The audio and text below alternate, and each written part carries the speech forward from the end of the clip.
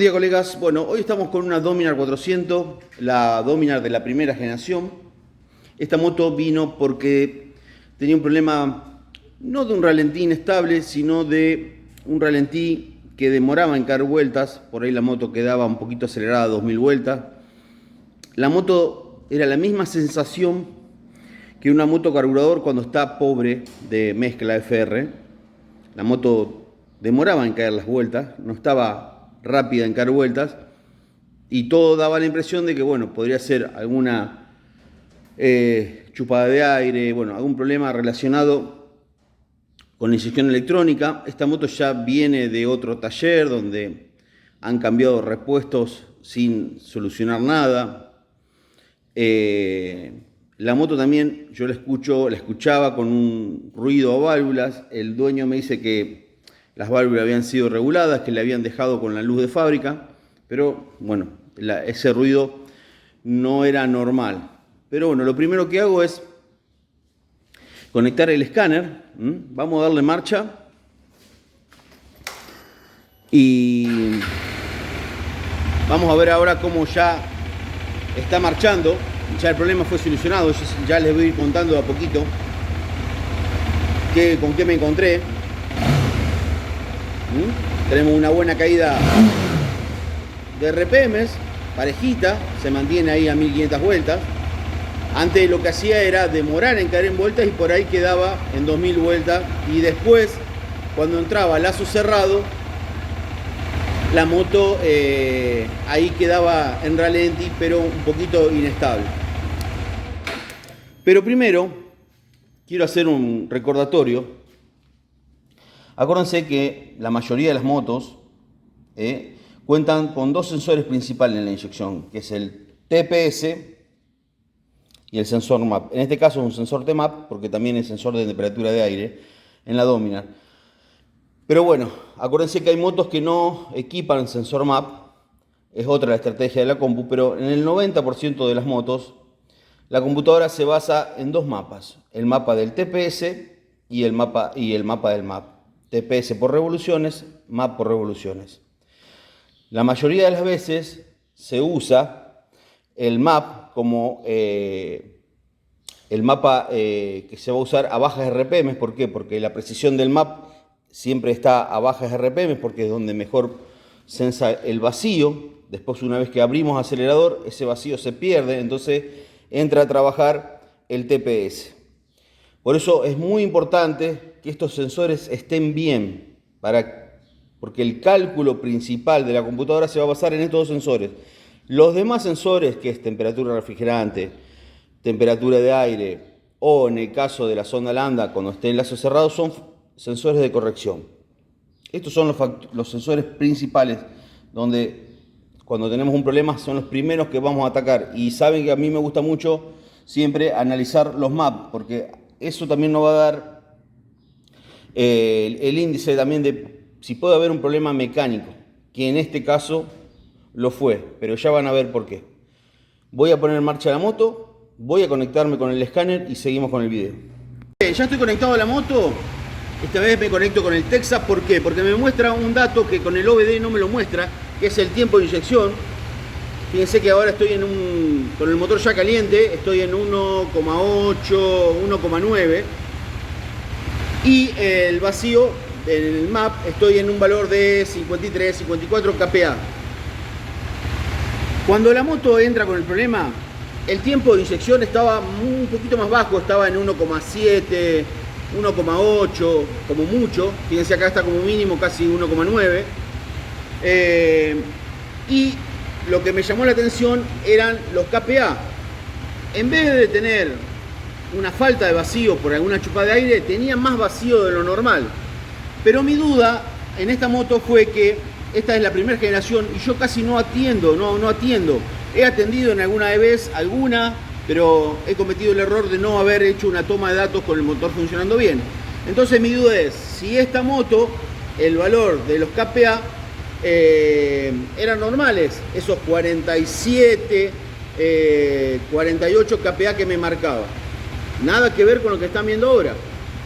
Entonces, bueno, lo que hice fue medir el map con una pistola de vacío para ver si el map no estaba fuera de rango.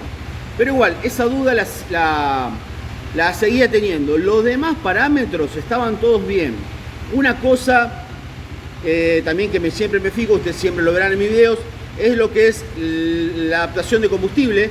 Lamentablemente en el Texa está mal traducido, porque yo estoy seguro que el 90% no entiende estos significados.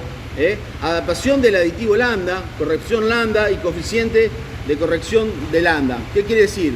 Que la moto está tomando como una relación esticométrica, un lambda en este momento, un lambda de 1, va variando un poquito, y ahí van a ver la corrección, que sería una corrección a corto plazo. Ahí está marcando un menos 2,3, que está bien. Cuando la moto tenía el problema, ese factor de corrección estaba en menos 5, menos 8. O sea, ¿qué quiere decir? Cuando la moto estaba a lazo cerrado, la computadora le estaba sacando combustible. Pero ¿por qué la moto demoraba en caer vuelta? ¿Por qué? Porque cuando nosotros aceleramos, en ese momento sale del lazo cerrado y pasa al lazo abierto. Cuando está en lazo abierto, va a tomar los datos que están grabados en la computadora. Y si nosotros tenemos un valor de vacío menor, al tener menos vacío, la computadora da menos combustible. Menos vacío. Al tener más vacío, la computadora va a dar menos combustible. Si nosotros tenemos menos vacío, o sea, una chupada de aire, algún problemita, la computadora va a dar más nafta, que es más o menos siempre los problemas que tenemos, que es cuando hay alguna falla, siempre la computadora está dando más nafta porque tenemos un problema en el map, o una chupada de aire, o algún problema con la válvula IAC. En este caso era totalmente distinto. Tenía más vacío de lo normal y tenía una falta de combustibles. Entonces, ahora le voy a dar pausa, apago la moto, apago el ventilador para que no haya tanto ruido y voy a empezar a explicar cuál era el tema, cuál era el problema. Como no puede faltar en mis videos es el análisis del map con el osciloscopio. La moto ya está en contacto. Ahí lo que están viendo es el voltaje que genera el sensor map a presión atmosférica. Mi taller se encuentra a nivel del mar, entonces vamos a tener un valor de aproximadamente 4 volt, 4,06 volt.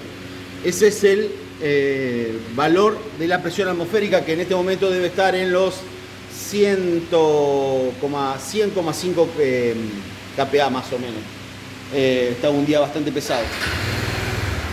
Ahí le vamos a dar marcha y vamos a ver algo importante. Le voy a dar pausa, así ya lo analizamos. Voy a cortar contacto, así ya podemos hablar mejor.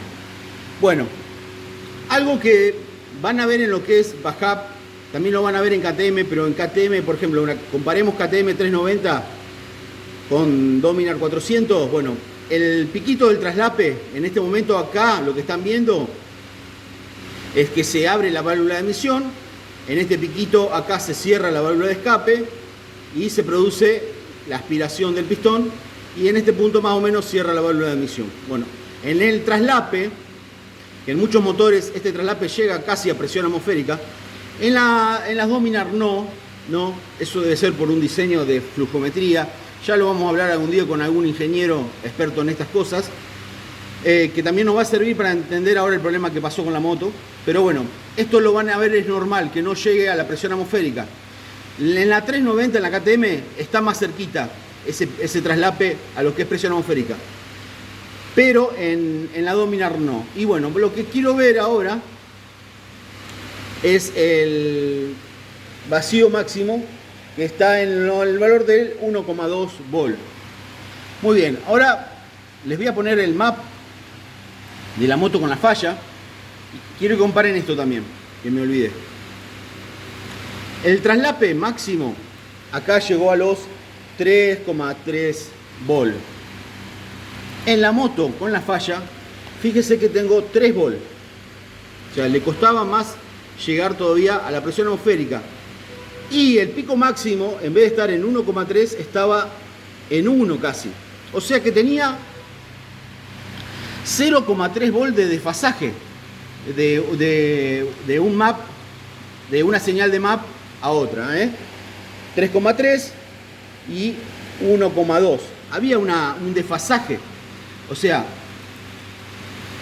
la moto tenía más vacío, pero tenía menos llegada a presión atmosférica en el traslape. Y el traslape, fíjense, cuando la moto tenía el problema, el traslape era menor. O sea, de acá a acá, vamos a tomar como referencia, es menor. Vamos al que está bien. Fíjense cómo se nota que es un traslape mayor. Pero usted me dirá, no, pero un traslape menor a menos vuelta es mejor. Sí, en la parte mecánica sí, pero en este caso lo que estaba haciendo es marcándome más vacío. Entonces la computadora, al tener, más vacío, al censar más vacío, me sacaba combustible. Bueno, a todo esto hasta acá seguía bastante desorientado porque lo demás estaba todo bien. La parte de inyección electrónica estaba bien. No sé si ya le había comentado, el mecánico anterior le cambia el paso a paso, le hizo gastar en un paso a paso que al final no era. Entonces digo, bueno, hasta acá llego con mi análisis en la parte de inyección electrónica. Voy a revisar lo que supuestamente el mecánico anterior hizo bien, que es revisar la luz de válvula. Y bueno, me encuentro con un verdadero desastre. A ver, voy a ir acá al papelito, lo tengo anotado, perdónenme la letra. Miren, la luz de escape tiene que estar entre las 8 centésimas. Tenía 0,20, 0,25. La admisión tenía que estar en 5 centésimas. Estaba en 0,17 y en 0,18. Una barbaridad. Igualmente la moto no hacía tanto ruido, pero era muchísima la luz comparada con la luz que lleva originalmente. ¿Qué hacía eso? Este efecto que ustedes ven acá, después lo entendí, era que al tener más luz de válvula, este traslape se achicaba, aumentaba el vacío y generaba esa falta de combustible que se notaba cuando yo aceleraba y dejaba que caiga, que es cuando pasaba lazo abierto. Así que bueno, la moraleja de esto es, muchachos, seguir tomando datos de moto que están bien, seguir tomando datos de vehículos que entran al taller que están bien. Después va a ser un golazo a la hora de analizar fallas, porque ya tenemos datos de un vehículo andando bien. Y bueno, y como hablo siempre en los cursos, acuérdense de la pirámide del diagnóstico. Cuando llegamos a la parte de decir, bueno, ¿es un problema mecánico o es un problema electrónico? Y bueno, en este caso era un problema mecánico que afectaba a lo electrónico. Así que bueno, espero que les haya gustado el video. La verdad que me hizo transpirar un poquito. Últimamente las dominas me vienen haciendo transpirar, pero estoy en el tiempo que yo me exigí como límite de diagnóstico, que son 3 horas. Y bueno, vengo cumpliendo con ese límite máximo de diagnóstico. Yo después de las 3 horas no cobro más diagnóstico, o sea, va a depender de mí si sigo o no con el trabajo. Eso un poco lo copié de los colegas de Estados Unidos y me parece una buena forma para exigirse uno en un diagnóstico correcto y no cobrarle por demás al cliente nuestra falta de resolución en los problemas. Así que bueno, si les gustó el video, muchachos, como siempre, un like y bueno, para todos un buen comienzo de años. Un abrazo, colegas.